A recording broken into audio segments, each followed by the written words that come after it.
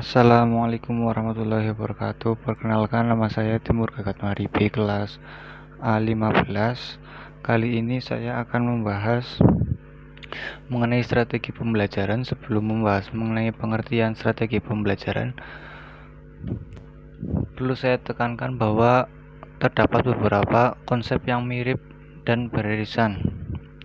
Konsep tersebut adalah: yang pertama, ada konsep pendekatan pembelajaran. Pendekatan merupakan seperangkat wawasan yang sistematis digunakan sebagai landasan berpikir dalam menentukan strategi. Yang kedua, ada konsep strategi pembelajaran adalah cara-cara yang dipilih untuk menyampaikan materi pelajaran dalam lingkungan pembelajaran tertentu, meliputi sifat, lingkup, dan urutan kegiatan yang dapat memberikan pengalaman belajar kepada siswa. Yang ketiga, ada metode pembelajaran. Jadi, metode adalah cara yang di dalam fungsinya merupakan alat untuk mencapai suatu tujuan. Hal itu memang tidak terlepas dari konsep ketiganya saling beririsan. Apa yang ada di dalam metode pembelajaran mungkin juga termasuk ke dalam strategi pembelajaran. Selanjutnya ada jenis-jenis pembelajaran.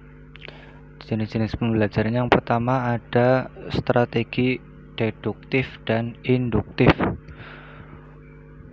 Pada pembelajaran induktif dimulai dari hal yang khusus ke umum. Deduktif, pengembangan dimulai dari hal-hal yang diketahui siswa terlebih dahulu. Kita membahas terlebih dahulu sebuah konsep yang diketahui oleh siswa, misalnya kita mencari hewan pemakan tumbuhan yang sekiranya banyak ditemui di sekitar siswa. Yang kedua, ada strategi pembelajaran ekspositori langsung. Jadi pada strategi ekspositori langsung, guru menstrukturkan pelajaran dengan maju secara urut. Guru dengan cermat mengontrol materi dan keterampilan yang dipelajari. Pada umumnya dengan strategi ekspositori langsung, guru menyampaikan keterampilan dan konsep-konsep baru dalam waktu yang relatif singkat. Mungkin ini adalah strategi yang secara umum dilakukan oleh guru-guru di Indonesia, di mana fokus pembelajaran berdasarkan materi, guru mengajarkan materi, kemudian dilakukan evaluasi dan diberikan reward dan punishment. Yang ketiga, ada strategi belajar tuntas. Belajar tuntas merupakan suatu pendekatan pembelajaran individual yang menggunakan kurikulum terstruktur yang dipecah ke dalam serangkaian pengetahuan dan keterampilan-keterampilan kecil yang dipelajari. Belajar tuntas menekankan pada hal yang pertama, ada fleksibel atau belajar menstrukturkan waktu dengan materi. Yang kedua, ada diagnostik, pembelajaran preskriptif.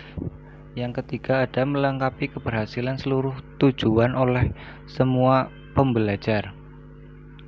Pembelajaran yang sesuai dan waktu merupakan kunci utama belajar tuntas.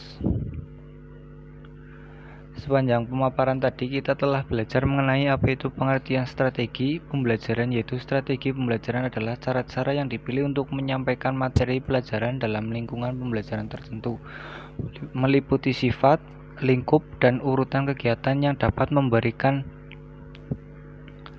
pengalaman belajar kepada siswa. Strategi pembelajaran memiliki keterkaitan dengan konsep-konsep lain seperti pendekatan pembelajaran, model pembelajaran, metode pembelajaran, dan teknik pembelajaran. Selanjutnya ada perencanaan dan metode pembelajaran PAI. Jadi terdapat beberapa konsep yang mirip, yaitu pendekatan, strategi, model, metode, dan teknik pembelajaran. Pendekatan merupakan seperangkat wawasan yang secara sistematis digunakan sebagai landasan berpikir dalam menentukan strategi, metode, dan teknik dalam mencapai target atau hasil tertentu sesuai dengan tujuan yang telah ditetapkan. Pendekatan juga dapat diartikan sebagai suatu perspektif atau cara pandang seorang dalam menyikapi sesuatu. Strategi pembelajaran adalah cara-cara yang dipilih untuk menyampaikan materi pelajaran dalam lingkungan pembelajaran tertentu, meliputi sifat, lingkup, dan urutan kegiatan yang dapat memberikan pengalaman belajar kepada siswa. Selanjutnya ada strategi pembelajaran. Strategi pembelajaran yang pertama ada strategi pembelajaran induktif dan deduktif. Yang kedua ada strategi pembelajaran ekspositori langsung. Yang ketiga ada belajar tuntas, merupakan suatu pendekatan pembelajaran individual dengan menggunakan kurikulum terstruktur yang dipecah ke dalam serangkaian pengetahuan dan keterampilan-keterampilan kecil yang dipelajari. Demikian penjelasan yang dapat saya sampaikan. Terima kasih. Sekian. Wassalamualaikum warahmatullahi wabarakatuh.